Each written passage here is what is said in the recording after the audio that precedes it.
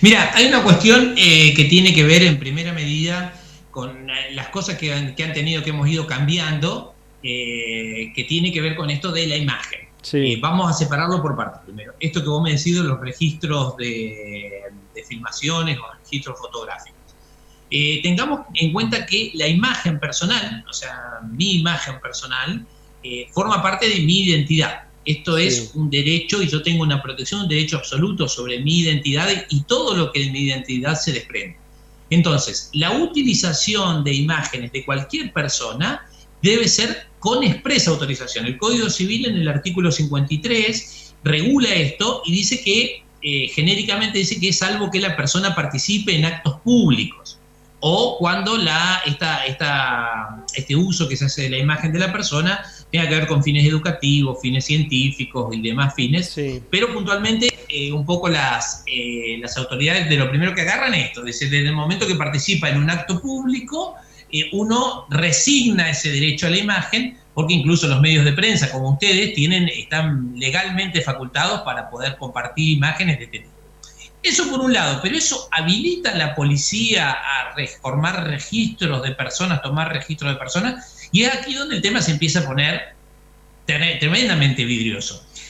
Existe una ley, la 25.326, 25.326, que es una ley nacional, que es la Ley Nacional de Habeas Data. ¿Qué es el Sí, habeas data? El habeas data es una figura legal que tiende a proteger justamente la imagen de la persona. claro, Esto que yo te decía, la necesaria autorización expresa de la persona para la utilización de su imagen y para tener conocimiento de si esa imagen o todos los datos de nuestra identidad están siendo utilizados para la elaboración de bancos de datos, de sistematización de algún tipo de datos. Entonces, por ahí es donde empieza a generar esto, a hacer ruido y fisura. Una cosa es, como vos me planteabas, una persona de la sociedad civil parada en una esquina sacando una foto de un paisaje, y otra cosa es que institucionalmente, personal policial uniformado en el contexto de una marcha de este tipo, como sabemos, lo que significa desde lo social, desde lo político, sí, desde lo ambiental, desde lo ideológico, una marcha como esta, que estén parados sacando fotos en una esquina. La ley esta que te decía, la 25.326 de Habeas Data, define imagen, define identidad y sí, define algo que es fundamental, que son lo que llama como datos sensibles. Datos sensibles son datos que tengan que ver con el origen étnico, religioso, ideológico, sexual. Esos datos la ley los establece como datos sensibles y esos datos está prohibido que queden registrados en cualquier banco de datos.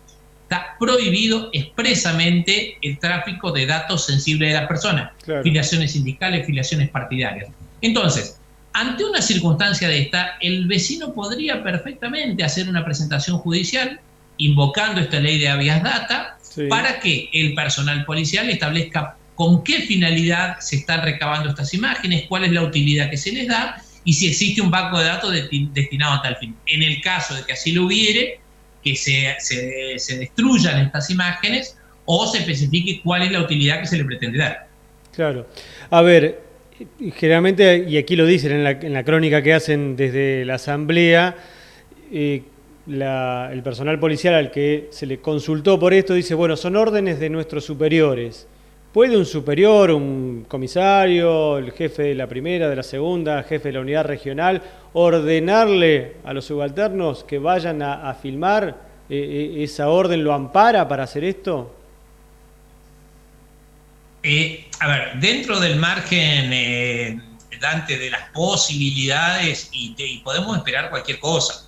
A ver, para registrar una marcha, a ver, para hacer un registro gráfico, y me quedo con un ejemplo que hablamos hoy a la mañana, que vos trajiste a cuento hoy a la mañana, de Sí, las intervenciones telefónicas, que es también una violación o un avance sobre la privacidad, sobre la intimidad de las personas. sí, Para que proceda una intervención telefónica en una investigación penal, tiene necesariamente que ser autorizada por un juez. Tiene que ser pedida por un fiscal y autorizada por un juez con un fundamento. La Constitución Nacional, la Constitución Provincial, el Código de Procedimiento hablan de la fundamentación, la debida fundamentación del funcionario que pide una medida. Entonces, para que sea autorizada judicialmente tiene que existir una razón, un fundamento. No es una razón genérica preventiva, ya dejamos de de regirnos no, por no normas es genéricas por las preventivas dudas, para evitar que por haya las dudas te disturbios. intervengo el Sí. teléfono, no existe eso, tiene que ser algo fundado. A ver, una sospecha de que fulano está por cometer un delito o que lo está cometiendo y se busca alguna prueba puntual, pero tiene que estar fundado ahí. Exactamente. En estos casos también. Entonces, para que exista una orden judicial debe existir un pedido de un fiscal y debe existir un fundamento para aquel pedido.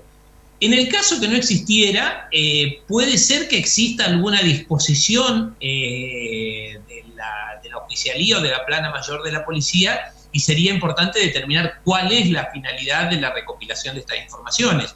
Esto puede llegar a eximir de responsabilidad al empleado policial, que generalmente son suboficiales, esto lo sabemos, que llevan adelante estas medidas, y podría llegar a eximirlos, porque hay momentos con cierto rango de jerarquía donde se deben cumplir las órdenes cuando no sean manifiestamente ilegales, y deben ser cumplidas justamente por el fundamento de la autoridad. Claro. Pero perfectamente la presentación puede ser también con las pruebas suficientes, ¿no? Como decíamos hoy a la mañana, la posibilidad de poder acreditar que efectivamente el personal policial estaba haciendo estos registros. También la otra vía sería una presentación ante la unidad regional Esquel para que aclaren cuál es la finalidad de los registros que se llevan adelante. Claro, porque imagino a veces las justificaciones, bueno, se registra por las dudas que ocurra algo. ¿Existe eso, digamos, eso es legal? Por las dudas que no existe. Algo. En este momento, o sea, el Estado de Derecho nos garantiza que no existen medidas de por las dudas, porque ese por las dudas habilita desgraciadamente la mano negra ideológica de cómo por las dudas yo puedo ver que en algunos lugares puede haber comisión de delitos y en otros no, y queda absolutamente subjetivo. Una orden judicial que atente contra las garantías constitucionales, esto es, intimidad, privacidad, propiedad, debe ser fundada en hechos y en derechos. El por las dudas no habilita ninguna medida que sea de esa manera. Por lo cual, insisto con esto, se desconoce cuál es el fundamento, se está investigando la posible comisión de un delito, puede llegar a habilitar a utilizar estas vías, pero de manera preventiva no existe ningún fundamento para que se haga de esa manera. ¿Y el tema de la identificación de los vecinos, de acercarse y pedirle documentación? El tema de la identificación de los vecinos es una cuestión que ha generado algunas complejidades. La policía está habilitada a solicitar la identificación de las personas, también con algún fundamento, pero esto queda más en manos del personal que lo lleva adelante, aquel persona que considere que por determinadas características de la circunstancia que se está pasando, se habilitaría el pedido de identificación de las personas. Puede llegar a ser ante un conglomerado de gente que vos digas, tengo reunidas, como en este caso, 700, 800, 900 personas, queda habilitado a la arbitrariedad del personal policial la posibilidad de identificar, pero la identificación se limita solamente a acreditar la identidad de alguna manera posible, sin que implique ningún registro por parte de la policía. Esto es, ha pasado, yo he tenido planteos de gente decir, bueno, yo le mostré el DNI, le sacaron una foto al DNI, y eso no tiene asidero legal alguno. Ah, mirá vos, bueno, qué detalle ese también. Bueno, entonces, frente a esta situación, los vecinos, las vecinas podrían acercarse allí a la defensa y hacer algún tipo de presentación, por lo menos para ir dándole un poco más de claridad a esto que viene sucediendo hace tiempo, ¿no?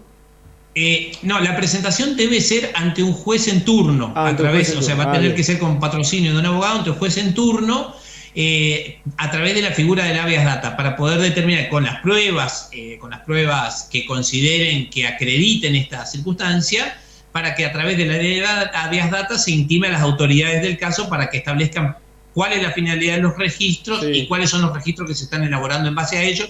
En el caso de que los registros sean inexactos o sean contrarios a la ley, la potestad que tiene el juez de ordenar la destrucción de estos registros. Bien. Eso se puede hacer perfectamente. La acción judicial del habeas corpus, si ellos sienten que están siendo hostigados. También con la debida prueba suficiente. Ya es otra medida que tiene que ver con el acreditar medidas que realmente sean arbitrarias o perjudiciales para la persona, y que cualquier juez, que no es necesariamente que sea un juez penal, sino cualquier juez de la circunscripción, pueda ordenar, investigar, hacer una investigación sumaria y ordenar el cese de las medidas hostigativas.